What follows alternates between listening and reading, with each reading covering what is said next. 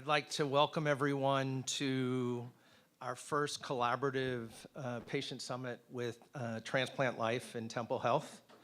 And before getting on with my other remarks, just to thank all our sponsors who are out in the hallway and would welcome conversations outside of the content. We appreciate your support. Without it, this wouldn't happen, and all the other things that you support in transplant, so thank you in advance. With that, I'd like to welcome you all. This is a first for us in this collaboration, but we're excited to be here. A little bit about Temple Transplant, and it's more focused on kidney, and we're gonna look at growth in community engagement.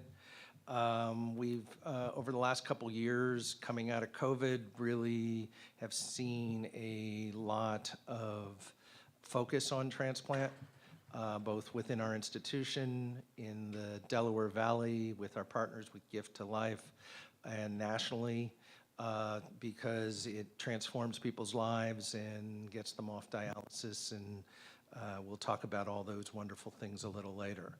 As far as our team, we've seen a great deal of growth. We have 11 transplant coordinators now, 1 living donor navigator, 1 outreach coordinator, 6 support coordinators, 6 procurement coordinators, 4 APPs, 4 nephrologists, and now 5 surgeons. So we've really transformed the team over the last couple years. What we have seen over those years, we used to run around 40 to 45 kidneys a year. In 23, we did 66, and in 24, we did 75. We're approaching that, and our goal for 26 is to be at 100 with all the resources and the help and the support of all the living donor community and everything else. Speaking of living donors, I key myself up there. In 23, we did 22, and in 33, we did 24.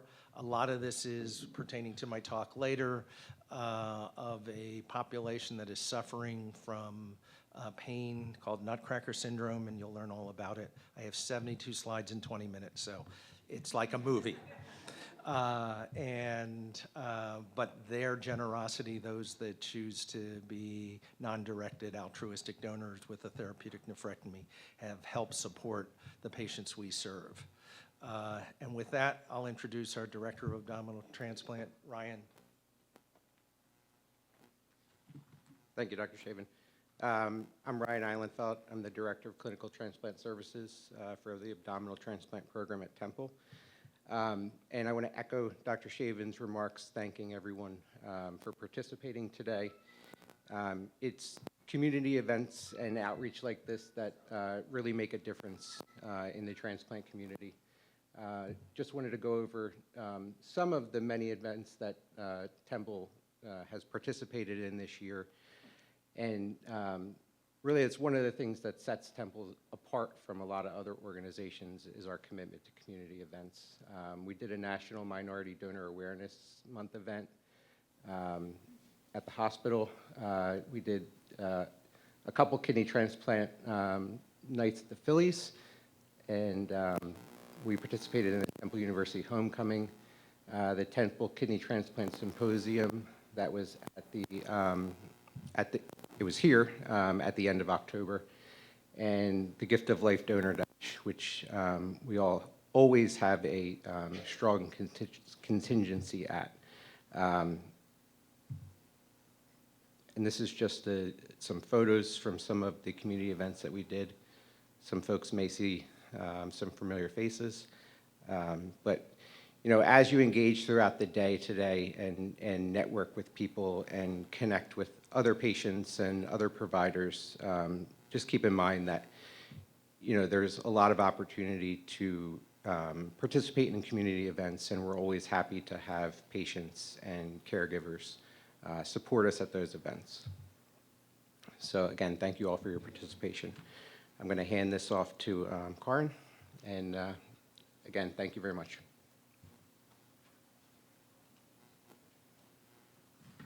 Thank you so much, Dr. Chavin and Ryan, and welcome everyone. I'm really excited to be here, and welcome to, of course, all our sponsors and partners, but absolutely most welcome to all the patients. Thank you for coming out today. Thank you to all of you who are also online, because it is a large group of individuals who are not here because of local discrimination, right? But we also have a number of individuals who are dialing in, and that is tremendous. So thank you. We're here today because we believe in three really important things when it comes to patient community, patient experience.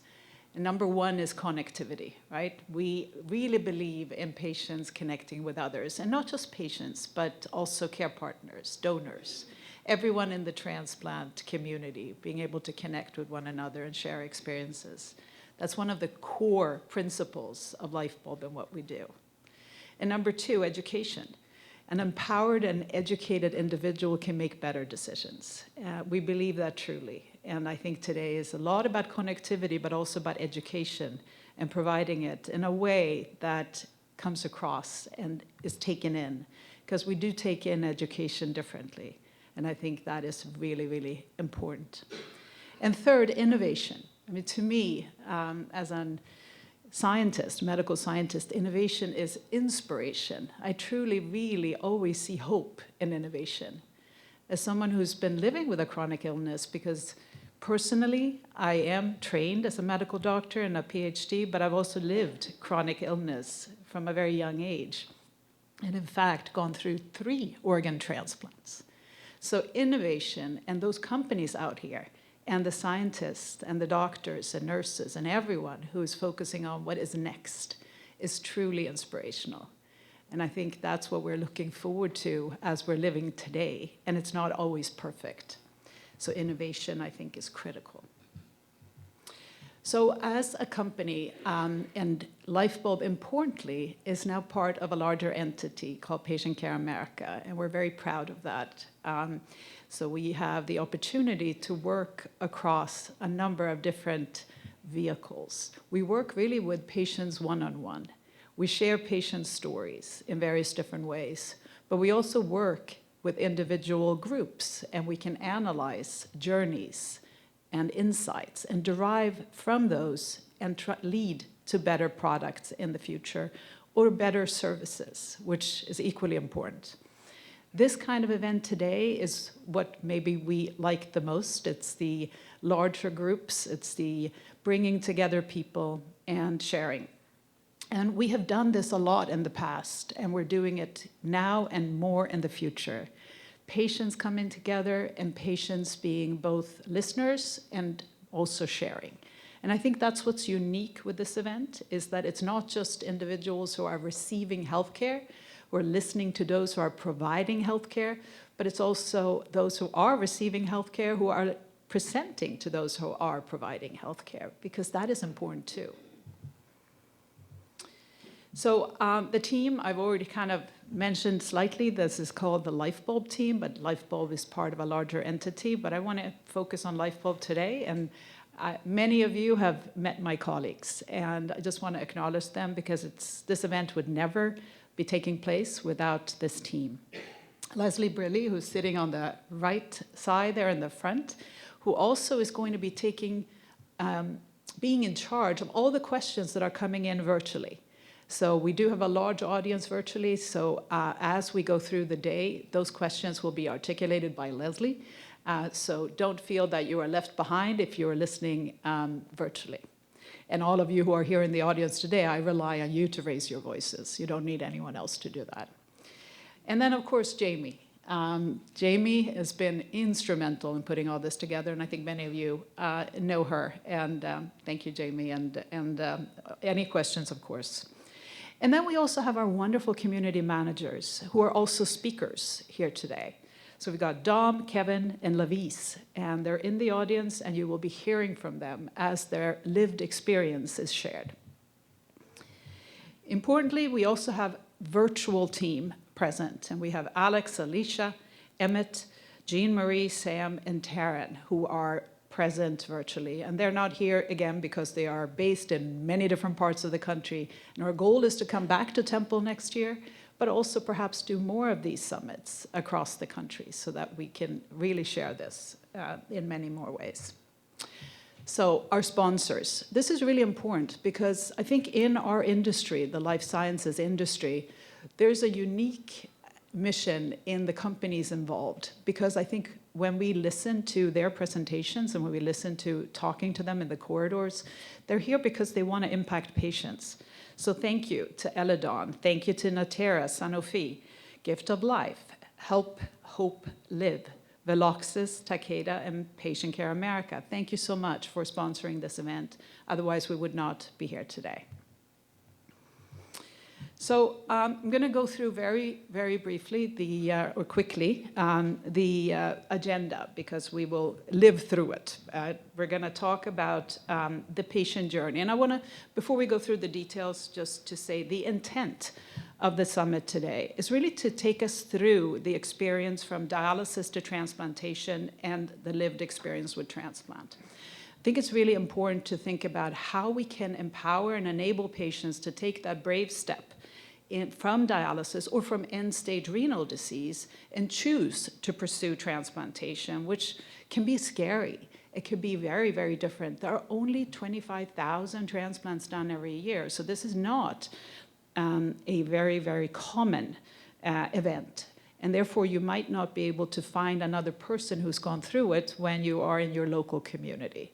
So hearing about the path toward living donation, asking for a living donor, or disease donation and being listed and staying listed, importantly, because unfortunately, as you know, there aren't organs for everyone who is struggling with end-stage renal disease. The fortunate few who do receive an organ, they have gone through a very remarkable path, and we will hear from them today and hopefully learn how we can enable more to be at least eligible for transplant.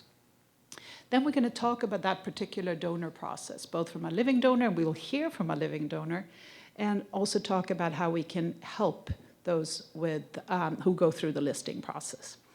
Then we will share the living with transplant, which is, again, it's not just done in the moment of surgery, right? As a patient, you continue to live, and you live more than just as a patient. So we'll hear about your diet, the restrictions and opportunities. I always see diet as a bad word. It's a lifestyle.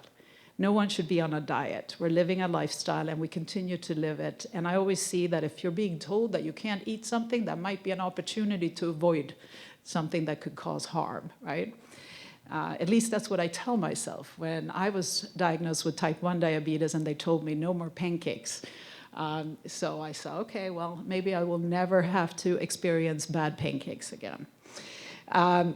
So it's lifestyle, it's diet, but it's also how we deal with drugs, the many drugs that many of us need to take on a daily basis, often more than once a day. How do we live through that? How do we keep adherent? It's a bad word, but it's important in our discipline. And then, of course, also innovation. We will hear about the future from Dr. Chavin, but also from more on the transplant drugs. So throughout this agenda, there will be opportunities to network. We'll have breaks, we'll have a lunch, and during the lunch, importantly, we will have 2 rooms. One for those who really want to share experiences as a transplant participant, and one who is more for those who just want to have food and talk about maybe other things. But it is important that the networking event is both virtual as well as live.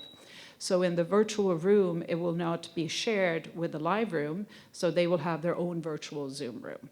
And that is going to be managed by our community managers who are not here right now, while the one that is live will be managed by those who are here today. And then at the end, we will have a question and answer session, which we have throughout, and you really should be welcome to ask questions. But then finally, there will be opportunity to network. So we hope you take that opportunity and, of course, exchange information as well so that you can connect afterwards. So with that, I'd like to introduce our first speakers, and we call it the patient journey. And here we have Carl Johnson, who is a transplant recipient, who received his kidney at Temple Health.